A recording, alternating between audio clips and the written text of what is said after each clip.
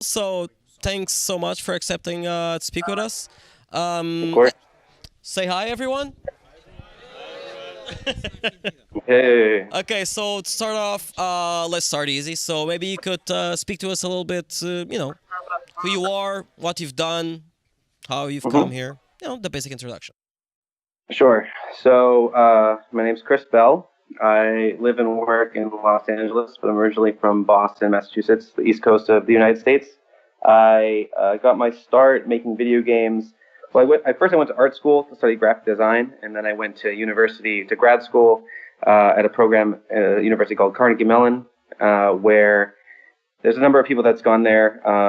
Kyle Gabler from World of Goo, Neil Druckmann from The Last of Us and Naughty Dog and Uncharted, um, and a bunch of other uh, cool students and whatnot. So that program was sort of a confluence between the computer science and the theater department.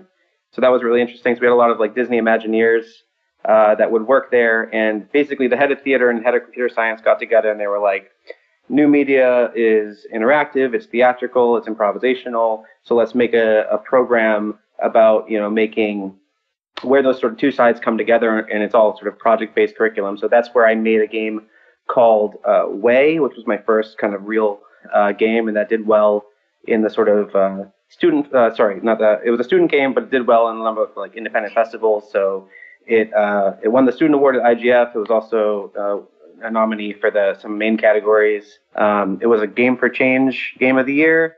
So basically, Way was kind of a precursor to my work on Journey. In Way, you connect with an anonymous stranger. You kind of go into the game not knowing what you're about to experience, and you can kind of see this avatar there. It's kind of like a side-scrolling platformer with puppetry mechanics, and you end up encountering a stranger, and it's kind of split screen at that point, and so you guys can like wave to each other and point and whatnot. And that game is all about speaking to this other person across the world, uh, and this sort of discovery that you and this other literally see the world differently. And so it's all about this sort of communication barrier and kind of using your unique perspective on the world to come together. And so that was all about thinking about how we can cross, sort of stereotypical boundaries and get people from around the world to sort of come together and play together and understand each other. And then that is when I was working on that. That's when I met Genova and had dinner with him and showed him what I was working on. And this is before Journey was a real thing and early on in development. And as I was describing it to him, he has this like weird look on his face, like, show me your notebook. And then I opened up my notebook and he opened up his notebook, and we both like sort of been doing all the same different like sort of design thinking and breaking down. And so we each had like visual language systems and like all this stuff. And so that was a pretty. So I had actually met him on a school trip, but it wasn't until Robin Haneke, who was executive producer on Journey, got in touch with me through a friend and was like, "Hey, what you're working on, Way is really cool. You should come work on Journey." So then I came and worked on Journey, and I was a designer producer on Journey. I kind of started as a producer, then quickly became a designer, incorporating a lot of the stuff that I had already been thinking about, but also doing level design and story and whatnot to sort of for about the last maybe like half.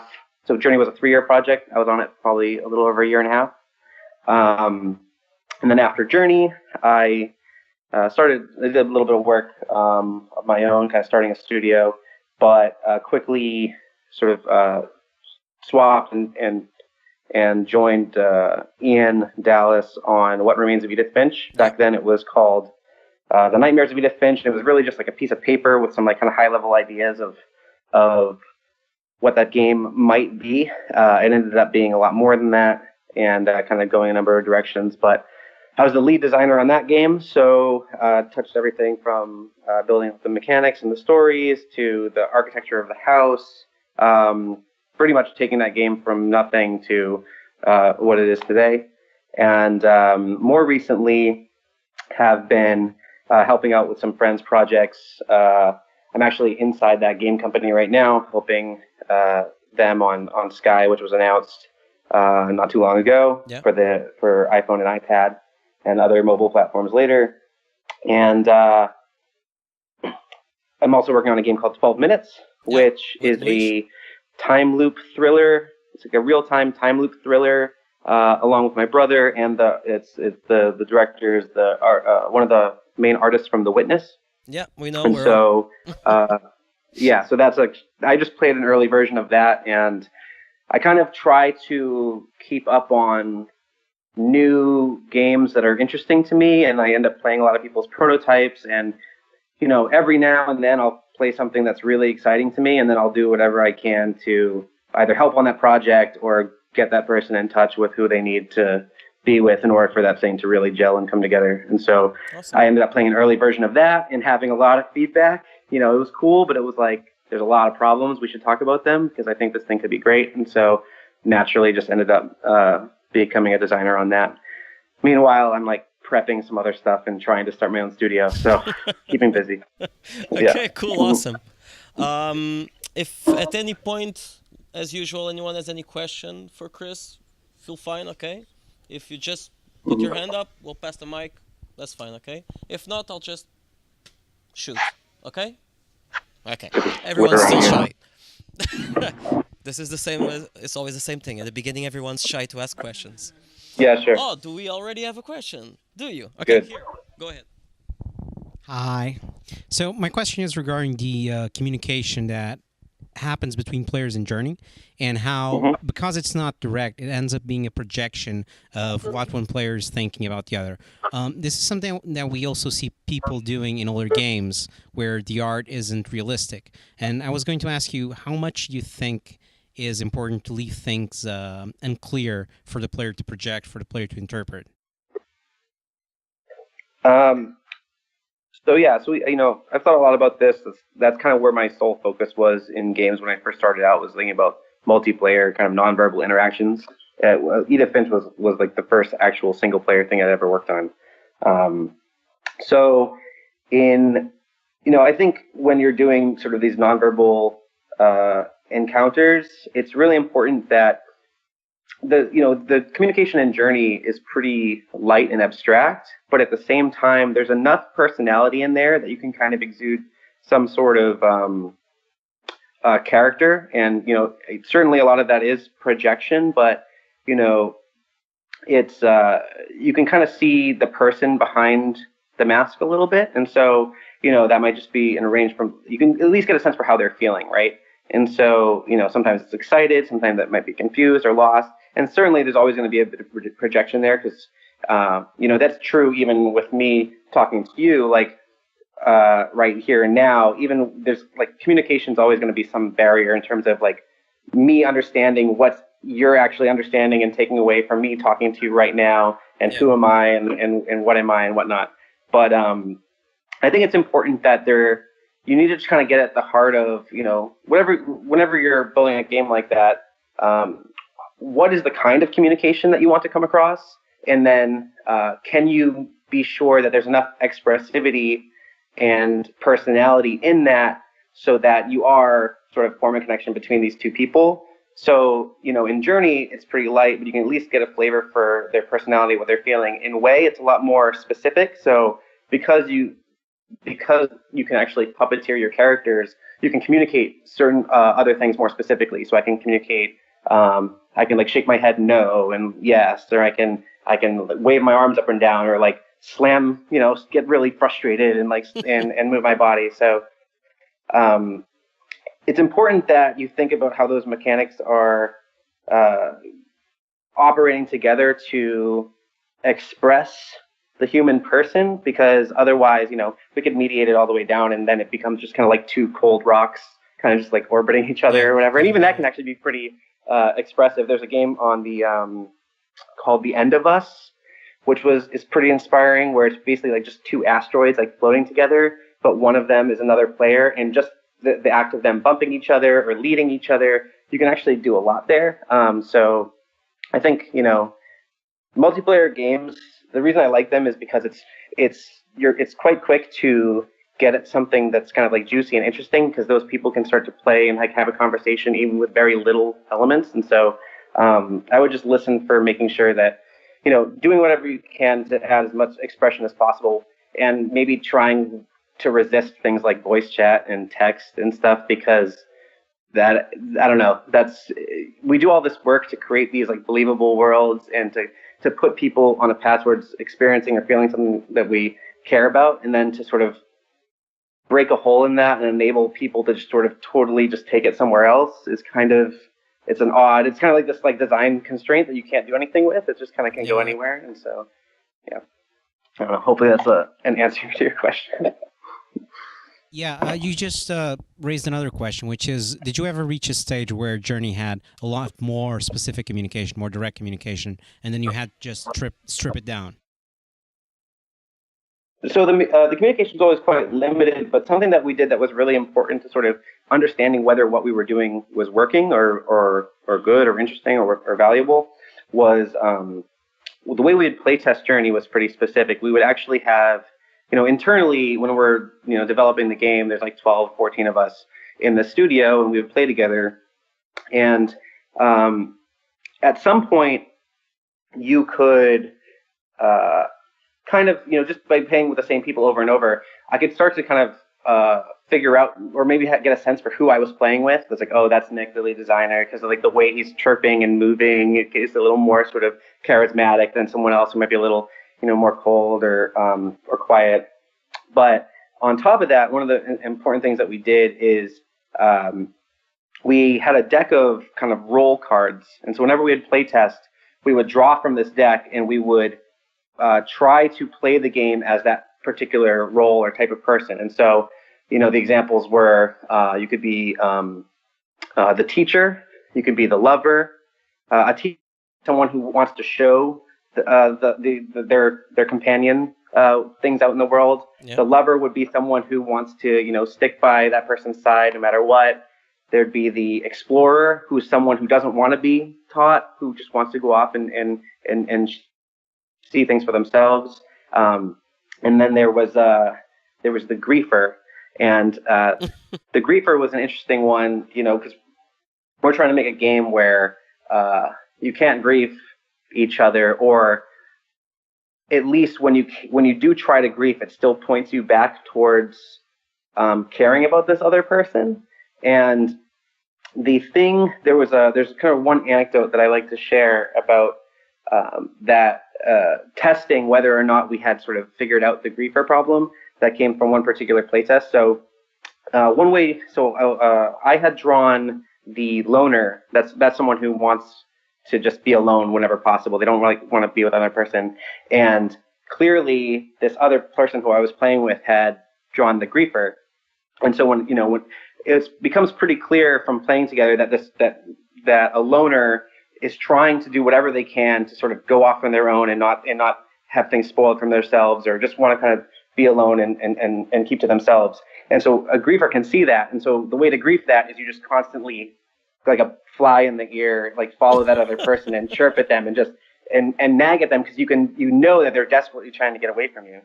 And so we're out in the desert, and I'm trying to get away from this person, and I'm doing everything I can, but really, we're kind of both pros at the game, and there isn't much in Journey to allow one person to get much further ahead than the other, especially when you kind of all have the same information, which is like we both have the same amount of energy, and we both have the same abilities, jumping, whatever. So we're basically like moving at the same pace the whole time, and so it's like impossible to get away from this person. And then there's that at the end of the third level, there's that sort of dark and stormy tower. Yeah. And we're ascending this tower, and he's still following me. And we're trying to play this game as a new player or a normal player would. And so ultimately, I'm still trying to make progress. And so, and both of us kind of are. And so, I get to the top of the tower, and rather than continue on and, cue the cutscene that'll take us to the next level or whatever, I basically walk over to the edge of the tower at the very top after, the however many minutes it took to get up there. And I start like kind of doing this move, like I'm going to jump down, like I will erase all that progress just to get away from you. Like I don't, I'm not kidding, and whatever. And so we're kind of like chirping at each other and kind of doing these taunts, and I'm like, I'm going to do it. And then I jump off, and he ends up jumping off to follow me. But what he doesn't realize is that when I jumped off, I started hovering. Like I started using the little bit of energy I had to stay in place. And so he jumps off thinking I've like plummeted down to the bottom and goes flying past me. And then I go right back up on top of the perch. And I just watch him as he's like falling, and he lets out this big shout, which is it's like this big bird call, like, like no. And the way the connections work in Journey, the way we pair players is based on distance and line of sight. And so at that moment, after he fell away, we knew that we had sort of disconnected from each other. It was like, it's clearly, and even if we hadn't, I would have been able to sort of get the next cutscene and we never would have seen each other again. But it was in that moment of like watching him fall away. It was such a playful, like it's sort of the whole experience of that and finding a way to actually get away from each other after having been struggling to for so long, and then coming up with this idea that was actually playful and interesting, made me wish he was there with me to sort of revel in how good of a move that was. And that's sort of when it sort of proved to me that we had solved the problem, where it's like the one instance of griefing, like that ultimately the fact that this griefing was here, in the end pointed back to us wishing we were with each other so that we could sort of revel in this moment. And so that's when I sort of was like, oh, okay, this is a good, tight, holistic system. Like even griefing ends up leading towards this compassion and this sort of empathy towards this other player. So, yeah. Okay, that's really cool. Any more questions here from anyone? No? Okay, so move a little bit away from Journey. Sure. I'll ask a basic question, I guess. You're a game designer. I know we have a few aspiring game designers here. Or people or juniors, people who have just started. So if you had, like, this is, one of those crappy questions, I'll ask it anyway, which is, if you had any advice to give someone that's starting out with game design, and I mean whether what kind of stuff they should be looking at or how they should actually go about it in any way, do you have any kind of advice for anyone just starting out? I can kind of speak to what my experience was and what I know. Yeah, and that is, well, first and foremost is to try and look at games that are doing something that's special, and then trying to think about why is it special and why does it make you feel a certain way. And usually that gets at some, bigger human truth. And, those are the games that I think that are more sort of aware and conscious of what makes a game interesting and what games can be used for. And so, whenever I'm trying to make a game, it's because I'm trying to explore something that I've felt in my own life or got inspired by or wanted more of. Like when I was making Way and Journey, like those games were directly inspired by my trips abroad and having these really sort of amazing experiences with strangers across the world. And so, when I was having those experiences, I wasn't like conscious of the fact that I was going to put that stuff into a video game or make a video game about that. But it stayed with me, and those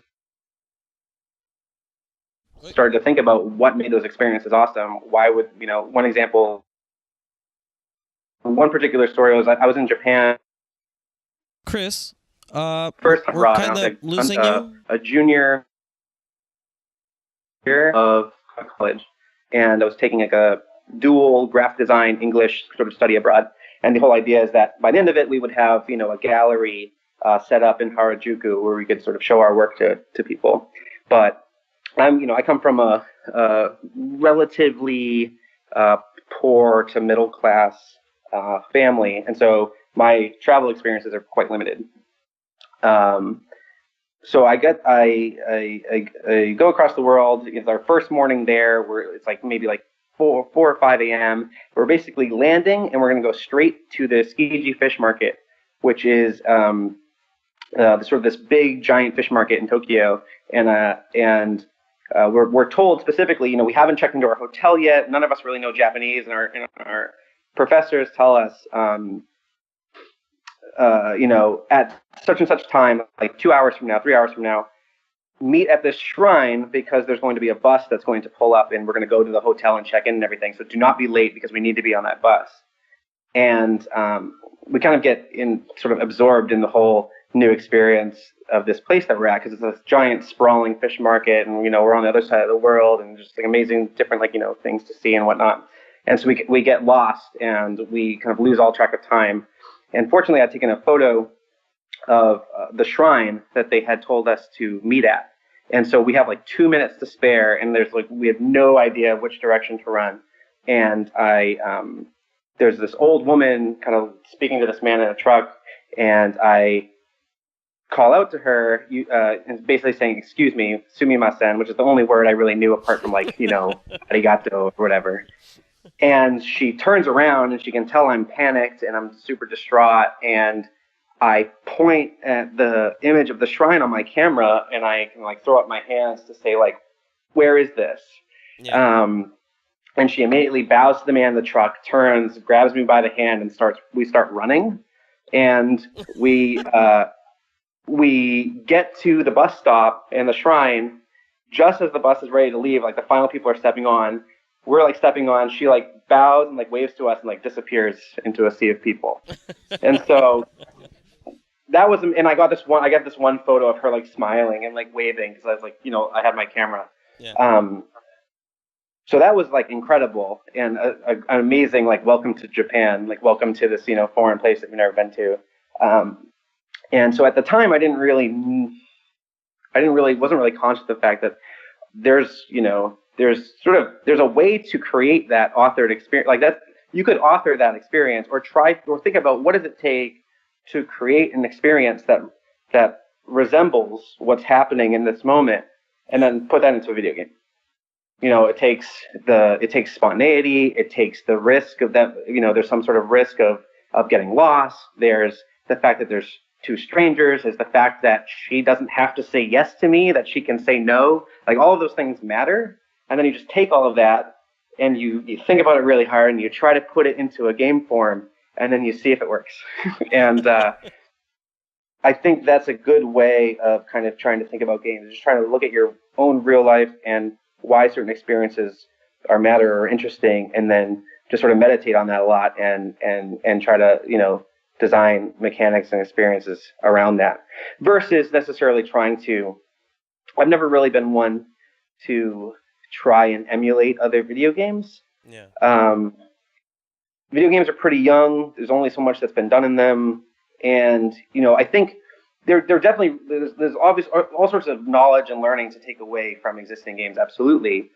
But I think the interesting place is always going to be out in the fog, where someone hasn't really touched yet, and then you use all that learning to sort of anchor yourself as far into the fog as possible, and then you sort of go out and just try to find something that you can't quite understand, because in the process of making that, you will come to understand it, and you kind of use your game itself as a sort of as a journey, and then that's interesting because that'll start to resemble what the player is going through, where they are exploring this concept that they're not familiar with, and by the end of the game, by the time it's done, they've sort of internalized this thing, and so it kind of all sort of feeds into itself. So that's how I try to make games, and it's worked out so far.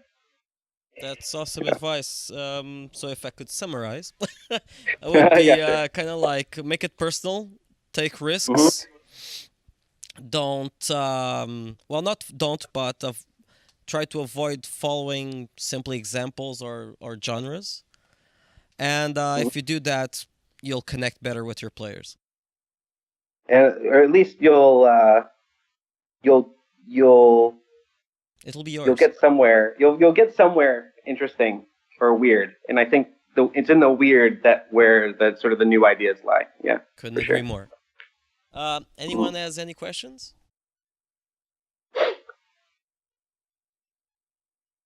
Hi. So I have a question regarding well what keeps you inspired. Like with the way in Journey, you seem to be more focused on turning interpersonal relationships, empathy-wise, into experiences, right? Would you say that is still your main focus, on creating empathy in a video game, or are you more? So whether or not it's still my focus, it's still something I care about. But I kind of don't ever want to repeat myself. And so usually, like kind of what I was talking about with sort of going out into the fog, usually there's some kind of like new thing that I'm trying to explore and kind of figure out. And so with Way and Journey, I feel like I have a good sense of like how to make that kind of game, right? I've done that twice now, and they're kind of different slices of that sort of thing, and they kind of each had their own thing going on, but more or less, I've figured that bit out. And so now I can kind of take that as this sort of design or structure that I know and understand, and I can put that into a game that's maybe about something else or about something even broader or bigger. And that stuff can still be there, but then sort of what new context and what new ideas are sort of floating around that.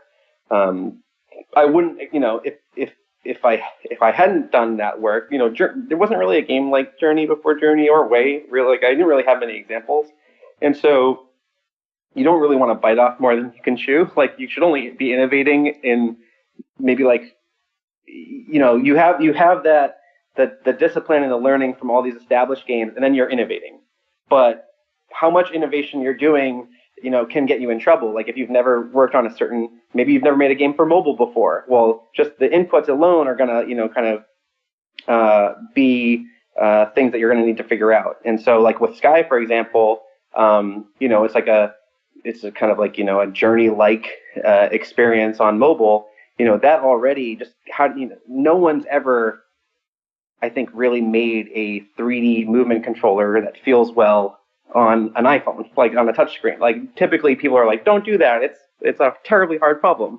Well, we're doing it here, and it seems like it's working out. And we're also incorporating a lot of that Journey stuff. But to do those two simultaneously, it's like find the thing that you're going to focus on and work on that, and don't try to spread yourself too thin. As for what I'm interested in now, there's sort of a few things that sort of rattled around my head for a while that I'm hopefully going to be making or am making in some regard. So I have 12 Minutes, which is this sort of time loop game. And that game's kind of about, in some ways, it's about dread and also kind of about like manipulation, because you basically have, when you're in a time loop situation, you're conscious of the loop, and then everyone else in the environment is not. And so you end up kind of having to lean into this sort of manipulator role where you're doing things to get the other people to do what you want. And that's kind of screwed up, right? Like that's kind of like a weird kind of dark thing to think about. And so that's interesting. Then I'm also really interested in like super expressive movement. Like I was excited to get Mario Odyssey, because I think for years now I've kind of been thinking about like, what is the most expressive 3D movement controller I could ever theorize. Like if you gave me two joysticks, maybe it's like a traditional controller, and you gave me two joysticks, what's the set of movement mechanics that would kind of blow the doors off everything that's come before that? And then I'm also interested in idea of so there's another game I've got in some form, which is sort of an exploration of honor, and this idea of like honor and shame, and the idea of like imagine a game where, I don't want to spoil it, but no, please do. Just the idea that, when you have people like I've made sort of like Zen peaceful multiplayer games. What's the other version of that? What's the version of that with like what's Journey with killing? Like, is that a thing? And I know that sounds crazy, but when you have the ability to do terrible things, in some ways it shows, and those things come easy, or can sort of, you can assert dominance over another person. Well, when the people choose not to do that and resist that, it makes their resistance all the more inspiring. And so that's kind of interesting. And so I'm kind of like spread across sort of a number of things that I've been thinking about. But hopefully they all point towards making the player playing them reflect on their own self and how to be a better human, hopefully. Or at least to sort of think about what it means to be a human, I guess. Simple stuff then. Yeah. Now, Chris, I know that you're doing this here favor with the time that you're currently doing. Sorry? Right now, I just want to say it's been over the half an hour you agreed upon. So, is Oh, it okay sure. to go a little bit further, or Yeah, no, absolutely. how are you on time? No, I'm good. And how about I'll you skip guys? lunch. Still want to go a little bit further? Do you want to? Yeah? No one's sleepy or something? Yeah, good. Okay, so we'll go further. I guess we have a question there, right? Can I ask some questions? Yeah, sure. Actually, that's Just awesome. for, No like, one ever for- asks us questions. Please Yeah, do. yeah. For a show of hands, who's played Journey? Oh, wow, not that many. Interesting. What the hell? Well, I mean, I don't know. Who? They're just kids. Everyone's fired. Okay, continue. It's okay. Yeah, everyone watches Let's Plays and no one plays video games anymore. I think it's a problem with PlayStation. Have any of you played Way? Oh, you have. Okay, cool. And have A any of you long played time Edith? ago, when Sure, it came sure, out. sure. Have any of you played Edith Finch? You guys got some homework to do. Yes, they do. Anyhow, sorry. That's all I needed to know. Okay, wait a moment. Okay, I and have a question. how many of you? Whatever. I have one question, I was gonna actually. start I asking have how one many- question I'm to just do. gonna rattle off like games I think are really good and just see if they've played those. But I'll just Yeah. send you a list of like my curation list of like games you must play, and then that's your homework. Thank you. That'll help me out. I usually do that also. Yeah. No, I actually have one question for everyone because you've been mentioning the game a lot, and this one they really have. How many of you actually knows 12 minutes? Okay, that's not bad because if you didn't, you should. Because that's from one of us. Okay, so 12 minutes from Luis António. He's a Portuguese, and everyone should know that at least. Okay. One of us. Okay, sorry, man. You had a question, right? Yeah. Go ahead. This is sort of a cliche question, I guess, but it seems that a lot of designers are into making games to express themselves. Why did you choose video games instead of another media form? Sure. I kind of, I gravitate towards things that are multisensory. I've never been like a voracious reader, even though, I've read some amazing writing. It's just that I've played a ton of games and I've fallen in love with games over my life, and even as like a young kid. And so that's kind of what I know, and where I think where a lot of the magic lives for. So a lot of these, I've had a lot of great experiences in video games, whether single player, online, whatever. And it's so easy. Games are hard to make, but there's so much that hasn't been done, and it's super exciting to be able. I have a huge list of just game ideas, right? Now, 3 of those, I'm like, okay, these are good, but it's interesting to sort of use games as a mirror to point back at the player, because a lot of media, they're sort of talking to you, but you're not necessarily taking what you're giving them and then handing you something back. It's like you can kind of treat a game as a medium, and then the player puts things in literally with input and control and expression or whatever, and then you can take that and be like, oh, see how you played? Consider this, and that becomes a much more sort of tailored experience where it's I'm speaking directly to you, player, not to this mass of people who may read this or watch this, but specifically based on what you did, this is what I'm going to say back. And I think that is the most amazing experience you can have as a game designer is to watch a player play your game, and potentially, and even and along with that, and sometimes is, I think, so one, they'll teach you a lot about maybe what your game is doing wrong or where you're not quite sticking the landing or whatever. But it's also really interesting and rewarding when a player, and I don't know if a lot of games are maybe expressive enough to, certain games have this quality and certain games don't. But so one of the best things is when a player does something in your game that you didn't expect them to do or kind of predict them doing, but the result or what happened from that only reinforced the thesis of whatever the game was to begin with. And so an anecdote from that, as I was when I was developing Way, we had so Way is a game of puzzles, sort of communication puzzles, where these people are puppeteering each other's characters, and they're sort of talking about what each independently knows about the world. And in this particular puzzle, you can like point and wave and whatnot. In this particular puzzle, imagine it's split screen, and there's kind of three platforms, three green like glowing platforms, and one player's up here going that way, and one player's down here going that way. And you go and you jump on a platform, and immediately it falls. That's a pretty traditional game thing, but it doesn't just fall in your world; it falls in their world too. And so it's a timing puzzle where you basically have to coordinate. Okay, when are we going to jump so that we can go up the stairs together?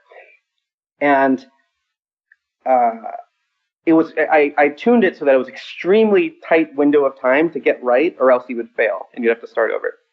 And a lot of people came to me. So when I was testing that, I was like, I don't know, this is a good puzzle. I'm not sure. Like, I had figured out in my mind, at least for me, like what I expected players to do, how they were going to communicate when and tell each other when to jump, and how they were going to flail or whatnot.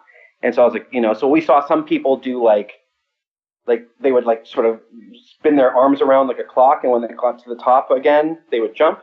Or another person would go like 1, 2, 3, and then he would point and they would try to jump. But all of those were kind of gray. Like there was room for error. And so I was like, I don't know, should I take this puzzle out? Like people are kind of brute forcing it. It kind of feels bad. People are taking a long time on it.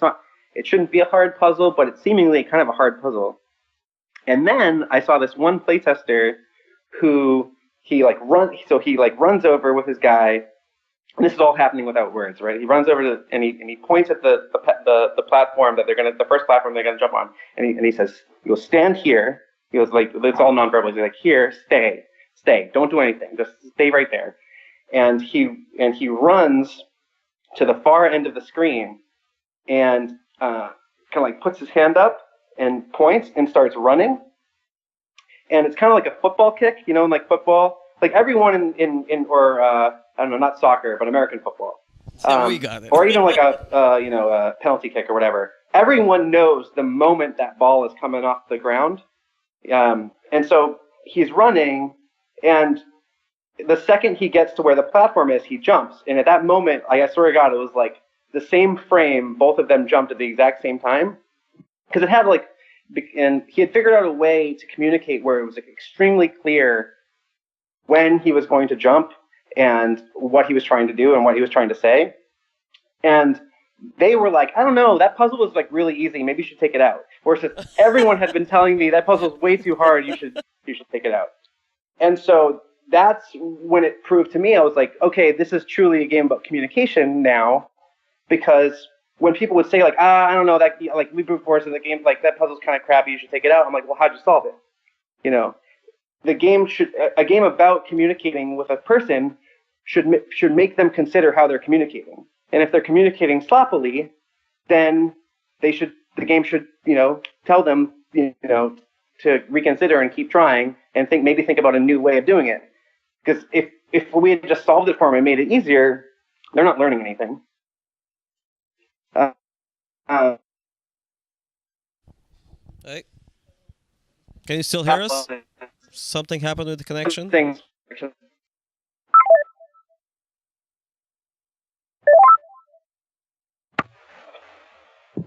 Hi, Chris? All right. Something went on there. So anyways, that was a long-winded way of saying that's one of the reasons I make games, is because you get to have a conversation with your players, and sometimes they show you things that you didn't even expect, but you learn from them, and they can help you reinforce your own ideas. So, yeah. Question? Yeah. Go ahead. You talked about having a multi-sensory experience with the game and communication, expressiveness. A lot of the beauty in Way and Journey comes from like the constraints that are put on communication. Do you feel that there are any, like, for example, with virtual reality games that explore that aspect of communication rather than just like an interaction with the 3D world? Or like, what are your thoughts on VR in general in that sense, the communication sense? Yeah, I mean, there's obviously like a lot of potential there. Right now, it's kind of, people have been doing a lot of kind of like freeform sandboxy stuff, and the thing that's kind of scary about VR is like, you know, it comes with a lot, like you expect to have like all of your affordances when you're in VR, right? Like I want my hands to be somehow rendered, and like my body's here, and you can kind of like see which way I'm looking. Like, have you ever played like Rec Room? It's like this big sort of like gymnasium type thing where it's all sorts of like, you know, you can play paintball or frisbee or whatever in this big social setting. It's really interesting, and it kind of, there's a lot of life to it, but the fear is that you can really kind of pervert the space, and so, you know, people have actually, like, you know, kind of like assaulted each other like virtually by like getting up on their person or like, you know, groping or doing some crude gesture or whatever. And like you feel that, like you're in it. You see this like person come up to you, and then you have to like fucking rip off your goggles because it's like horrifying. And so, as much as there's an expression for like sort of positivity in life and exuberance or whatever, there's all the garbage there too. And I guess my advice would just be to be considerate of that, especially in an online space, because it's so easy under the guise of anonymity to do terrible things. And so I think there's obviously a lot of potential there, but it also just, concerns me about what it enables people to do, and kind of gives them some sort of like freedom to act irresponsibly. Yeah. Anyone else? No? Well, if everyone's okay with that, I think we've taken way over your time. Yeah, that's cool. That's fun. Chris, I'd like to thank you again for accepting this, and I would like a warm applause. Yeah, thanks for having me. Hopefully I didn't ramble too much. And if anyone, you know, I try to make myself available where I can for younger developers or people that have like a thing that they're trying to, like a prototype or something that they're trying to figure out. Ideally, you know, I try to reserve that time for things that are like, I don't know. I only have so much time to give, but I try to make myself available where I can. So, if, you know, I'm available, like my Twitter's Chris Bell Design, so you can just like hit me up and I'll try to respond. Thanks so much. Thanks once again. Yeah. Speak to you Cool. soon. Bye. Thanks. Okay.